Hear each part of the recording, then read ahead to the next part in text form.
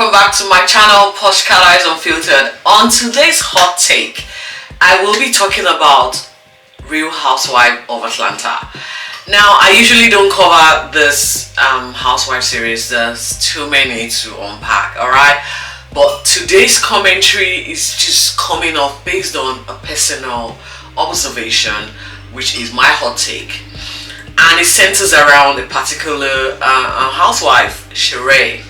It is no wonder that this particular episode 5 of season 14, is tagged she by herself. Now, the question here from this episode is, why are successful women seemingly choosing the wrong men? Like, why are successful women settling for the wrong men, or picking up or finding love in the wrong places? We need to unpack this. Let's get right into it, guys. What happened? We thought you were coming.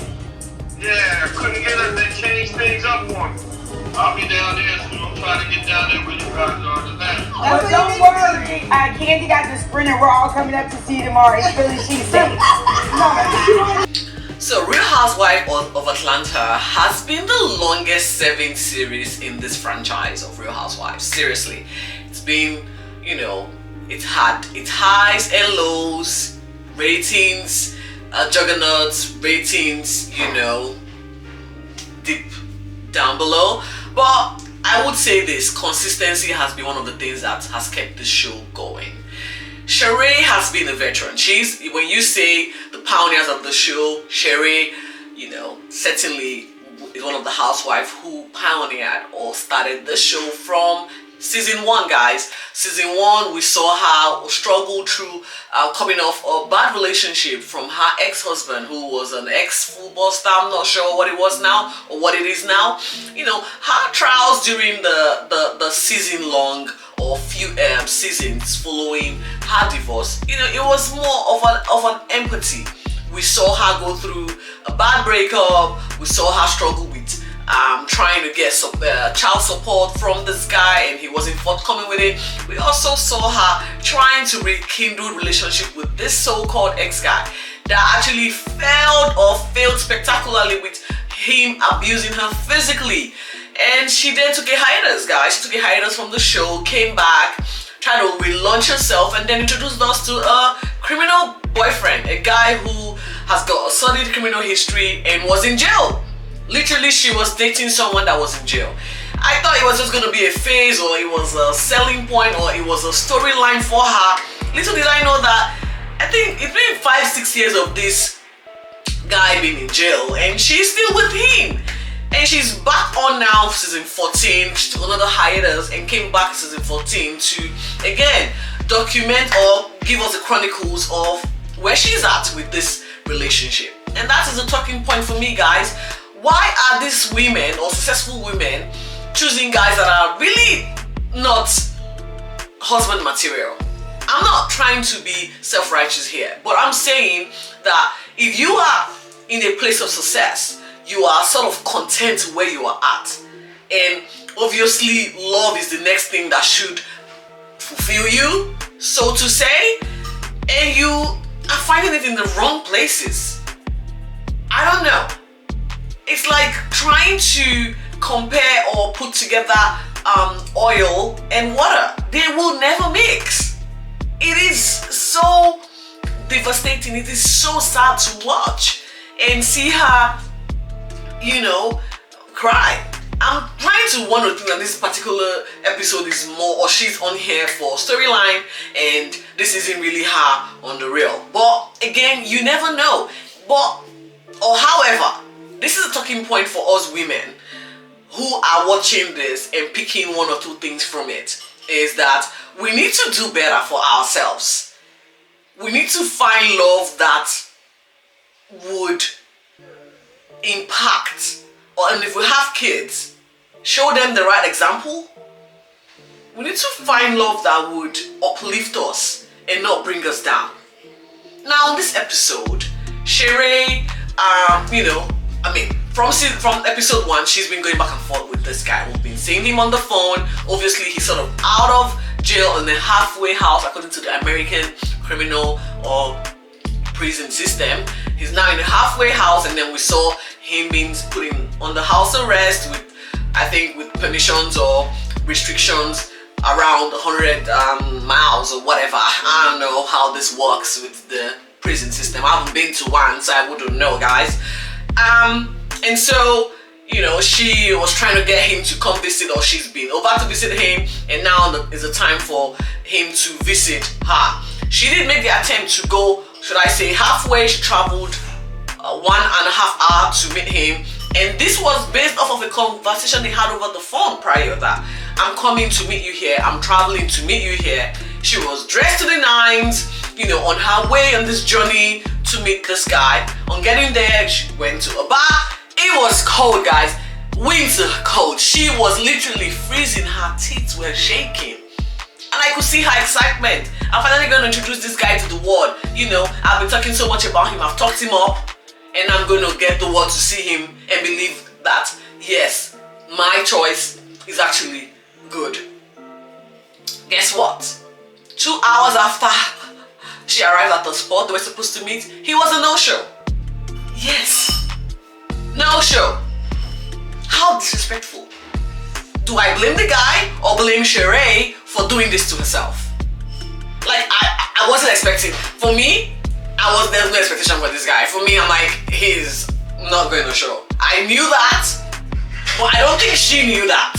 And that's like absurd. She is close to 50, if not 50. And you would think that a mom of 3 would have the common sense to make, figuratively speaking, the right decisions for herself. There are people watching you. What example are you setting for society? And what is the purpose of letting viewers see this? And why are women after prisoners? This is going to be uncovered in my conversation starter series about, you know, when you're thinking about going on to the next step in your relationship, what you should be talking about. I'll be covering criminal history. But come to think of it, it is a pattern that I've actually witnessed or seen happen. You know, women falling for guys who have got criminal history or who are in jail.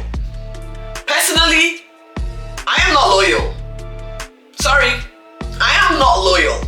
If you decide to engage in criminal activities and you get arrested, I am out the door. I am out the door. I'm sorry. My love has got a time, an expiry date. And if you decide to do you, I will do me. I'm not gonna waste my time waiting for you to come out of jail and we're gonna reignite our love. What love? That is, the day you decide to commit a crime and you get to go to jail for that crime, bye for me. I'm not doing that, no way. I'm too old for that BS. My time is too precious for that. So women, we need to start coming to play. We need to start coming to the point where critical thinking should be applied in our emotional decision making. You can't be saying, I love him, and you're literally in a love that's causing you pain. I don't think love should amount to pain. Yes, we all have that painful experience in our love or in our relationship. True. But I think magnifying it or being with someone that is unavailable to you is the worst pain of all.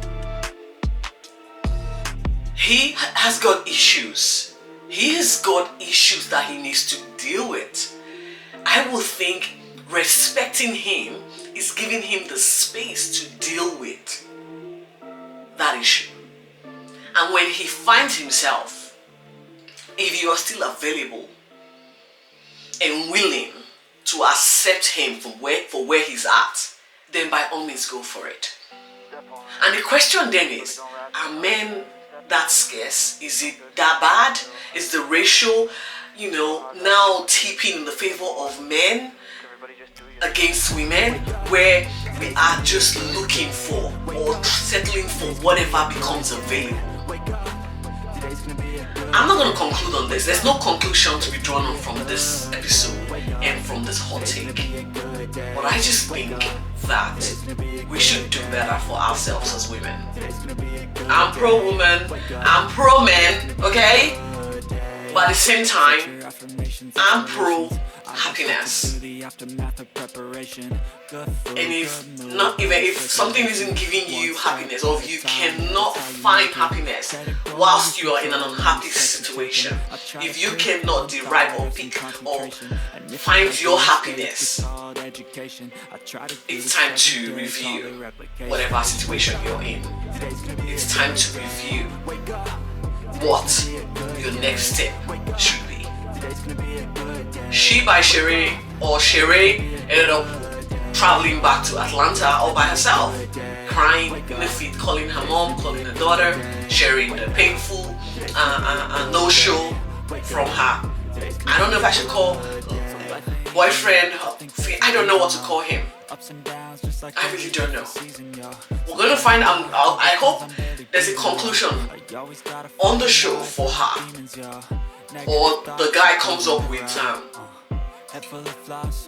magnified, fantastic excuse for standing her or for her being stood up the way she was. Until next time, guys, I'll see you and stay safe.